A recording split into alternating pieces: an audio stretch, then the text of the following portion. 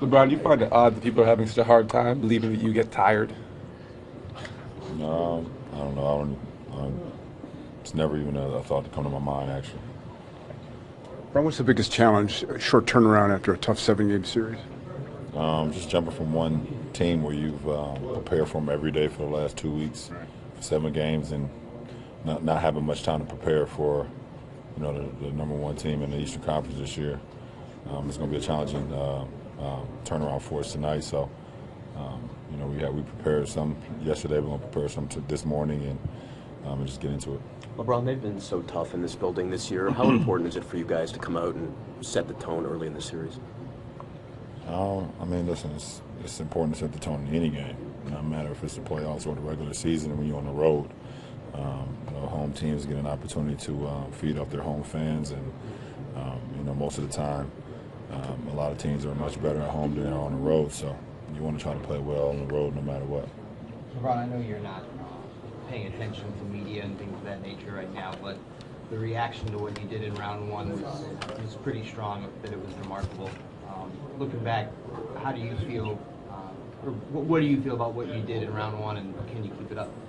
That's about what we did. I was just a big piece of the byproduct of us trying to help us advance. I just had a lot of things that I had to do, and to try to help our team win, and I was satisfied with the fact that I was able to go out and make plays to help our team succeed and move on to the next round, and that's the most important thing. As a group, where would you point to improvement that you guys had over the rest of the I just think our composure. Even from game 3 to game 4, in game 3, in the third quarter, they pretty much just took the game over and stole it from us.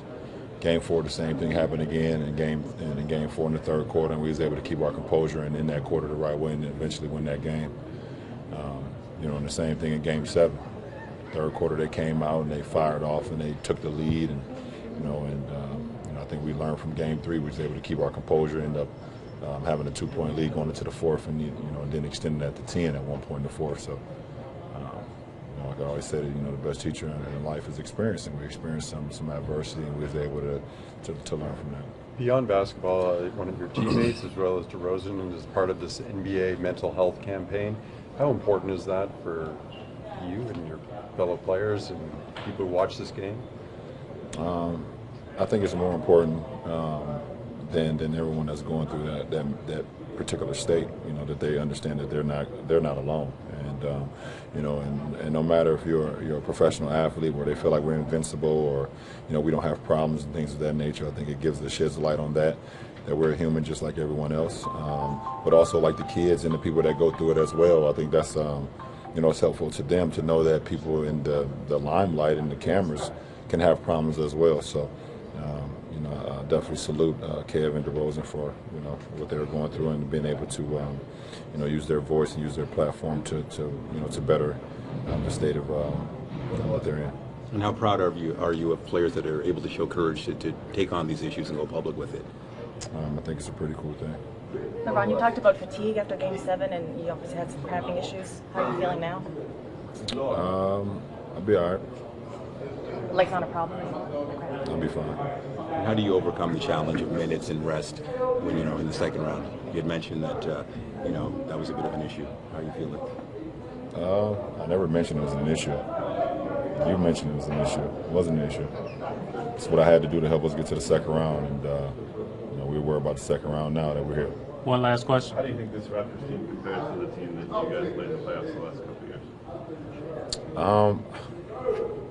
Dave, you know me. I don't know about previous years and things of that nature. I worry about this present Raptors team that we're facing. They're the number one team in the East for a reason. They are well balanced. We know the head of the snake is Demar and Kyle, but they've added so many pieces this year that has helped their team be more complete. And obviously their bench is extremely well balanced. They come in and play with the same aggression and the same focus and the same confidence as the first unit. So they are a more well-balanced team this year, and it showed in their record, it showed in their ability to win games, and it showed why they're the number one team in the East. So I don't know. I'm not comparing. Just talk about this year. When it's win or go home, everything takes on greater importance. Everything is on the line.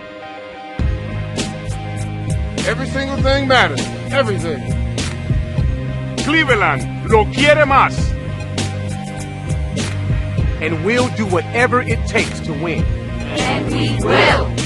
Gear up for the playoffs now at the Cavs Team Shop or online at Cavs.com/shop.